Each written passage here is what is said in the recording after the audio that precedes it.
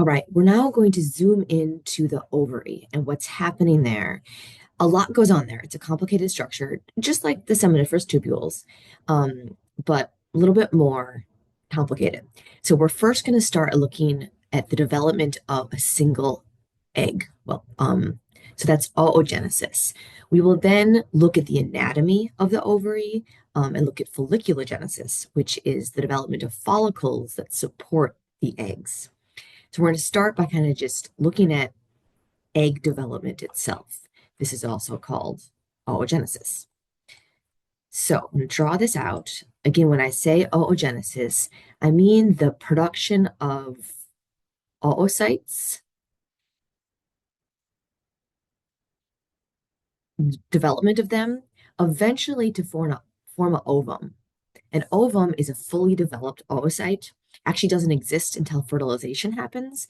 So oocytes is going to be what we call them most of the time. These are generally, right, called eggs.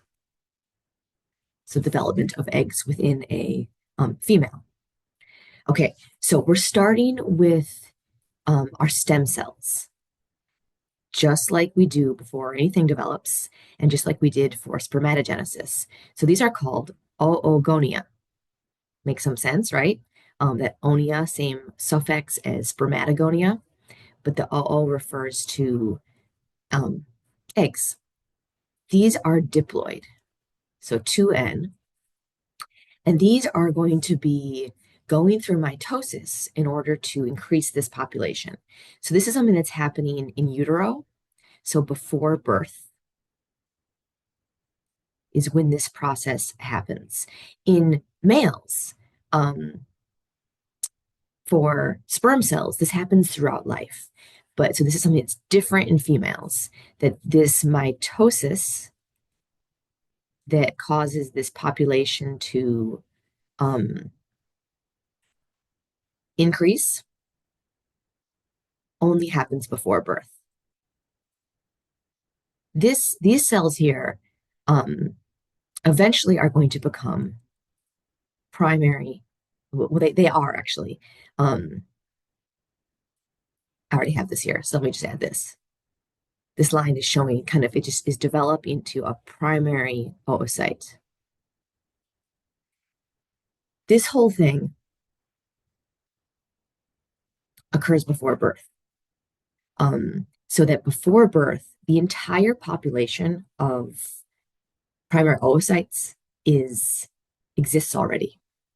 There's a set number of possible ovum that can be produced in a female, and that's distinct than a male, where spermatogenesis and continuing to produce primary spermatocytes occurs throughout life. Okay, so this is a set at birth. Primary oocytes are there. They're just going to hang out until puberty. So here we're going to just put that hang out until puberty. This mitosis is the actual process that's only happening before birth. Okay, so then we have what happens at puberty. So this is starting at puberty. This isn't something that happens at the beginning of puberty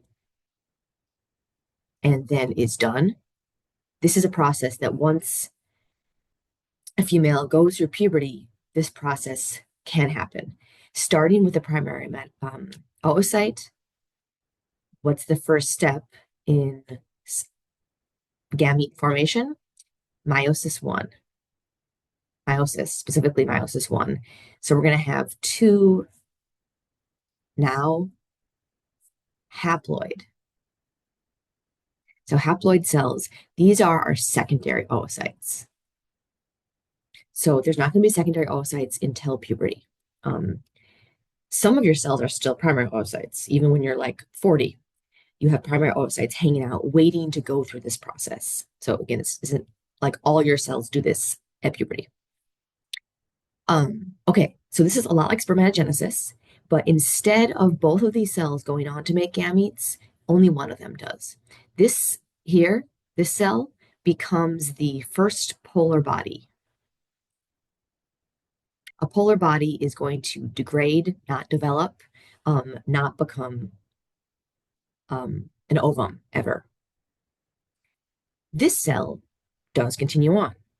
It's going to go through meiosis two, which results in, let's see, I'm doing this consistently, two more haploid cells. This is the second polar body, so also does not continue on. This one is now the ovum. Key thing I have not drawn in here is that a critical part of that last step. In order for this to occur, what initiates meiosis two is fertilization. So this whole process does not happen until fertilization occurs. What that means is there is this little sperm inside that ovum, right? It has penetrated that egg, and that initiated meiosis two. It actually first penetrates it over here. This ovum then is 2N, consisting of the maternal and paternal sets of chromosomes. Pretty cool. Okay, so this process that I've drawn starting at puberty, then basically happens every month. So this is a monthly cycle minus meiosis two, right? Because you don't get pregnant every month. And if you did, you can't because you carry the baby for 9 months in a human. So it's really the going from the primary oocyte to secondary oocyte that happens during that menstrual cycle, which we call it in humans. Ovarian cycle is a more inclusive name for all species, most species. That process is happening every month. So not all of your primary oocytes become secondary oocytes each month. And we'll look at that a little more again when we look at the follicle.